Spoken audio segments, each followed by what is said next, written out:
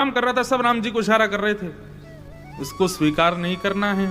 तो राम जी बोले हम एक मीटिंग करके आते हैं, रुको विभीषण बैठो।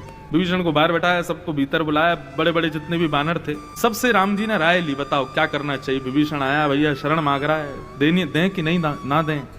सब ने प्रणाम करते हुए हाथ जोड़ करके राघव के चरणों में बस प्रार्थना की, नाथ आप सब जानते हो अंतर्यामी हो।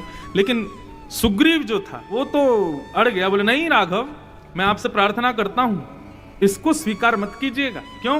रावण का भाई है, रक्त तो एक ही है, कुछ ना कुछ लक्षण तो इसमें रावण के होंगे। क्या पता रावण का कोई गुप्तचर हमारे अंदर की जानकारी लेने आया हो। कृपा करके आपसे प्रार्थना है, इसको स्वीकार मत कीजिएगा। राम जी बोले ठीक है, जैसा सबका मत। सबकी बात मान करके राम जी बाहर आए और बाहर आकर के विभीषण जो नीचे बैठा हुआ था अपने हृदय से लगा लिया। बोले हमने तुमको स्वीकार किया, अब तुम हमारे संग ही रहोगे। जैसे ही यहां पर विभीषण को स्वीकार किया, पीछे बैठा सुग्रीव तिल मिलाने लगा। वहां तो कुछ नहीं बोला, लेकिन थोड़ी दूर जाकर के वानरों के बीच में जाकर के कहने लगा, अब ये खोज के दिखा दें सीता जी को। मेरी बात नहीं मानी इन्होंने। जब मेरी बात माननी नहीं थी तो सबके सामने पूछा क्यों मुझसे? अपने मन की करनी थी जब राम जी को, तो सबके सामने क्यों पूछ रहे थे कि हे सुग्रीव बताओ हम क्या करें? और यदि मैंने बताया तो फिर माना क्यों नहीं? जब अपने मन की करनी है तो मुझसे क्यों कह रहे हैं? अभी अकेले ढूंढ के दिखा दें सीता जी को, मैं तो अब सहायता करूंगा नहीं। इस प्रकार से सुग्रीव वचन बोलने लगा। राम जी बोले बीमार हो गया सुग्रीव, बुलाओ तो जरा।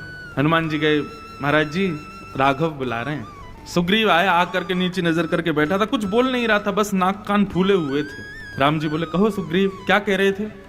नहीं कुछ नहीं। नहीं हमको कुछ सुनाई दिया, आप वानरों से जाकर के कुछ कह रहे थे। सुग्रीव नीचे नजर करके बस बैठा था।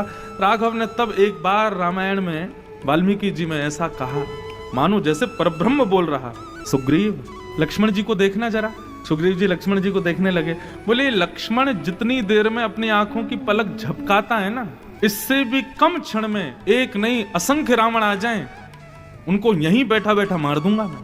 मुझे जरूरत नहीं है लंका जाकर के रावण को मारने की। और रही बात मारने की, मेरी इच्छा ना हो तो रावण जैसों का जन्म ही नहीं होगा सुग्रीव। ये सब केवल मानवों को शिक्षा देने के लिए एक लीला रची जा रही है, और तुम अभिमान कर रहे हो कि तुम्हारे बिना हम सीता जी को लेकर के नहीं आएंगे। सुग्रीव आत्मग्लानि करने लगा, नीचे नजर करके बैठा था। जैसे ही उसने सन्मुख नजर उठा करके देखा तो उसको एक क्षण के लिए ऐसा लगा मानो जानकी जी राम जी के साथ ही बैठी हैं वहीं पर। तब सुग्रीव का हृदय का अहंकार टूटा, चरणों में सिर रख दिया, क्षमा मांगने लगा। नहीं नाथ मुझे क्षमा कर दीजिए। ठाकुर जी ने उठा करके सुग्रीव को हृदय से लगाया। बोले अभिमान मत करना, और हम कुछ भी करें उस पर संशय मत करना।